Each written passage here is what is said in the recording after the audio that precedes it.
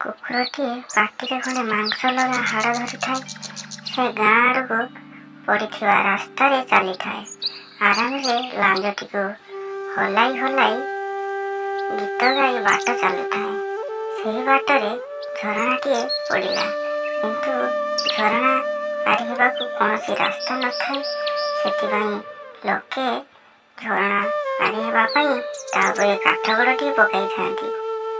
କୁକୁରଟିଏ ତା ଉପର ଦେଇ ଝରଣା ପାରି ହେବାକୁ ଲାଗିଲା। ଏପଟେ ମୁଣ୍ଡ ଉପରେ ଖରା। ବହୁତ କଷ୍ଟରେ ସେ ତା ଘରକୁ ଯାଉଥାଏ। ମୁଣ୍ଡ ଉପରେ ଖରା ଥିବାରୁ ତାର ଛାଇ ଝରଣା ପାଣିରେ ପଡ଼ୁଥାଏ। କିଛି ସମୟ ପରେ ସେ ପାଣିରେ ନିଜ ଛାଇକୁ ଦେଖି ଆଉ ଗୋଟିଏ କୁକୁର ବୋଲି ଭାବିଲା।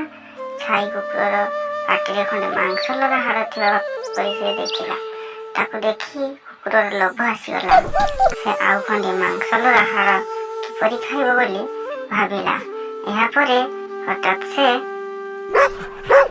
ଭ ଭ କହି ଛାଇ ଆଡ଼କୁ ଭୁକିବାକୁ ଲାଗିଲା।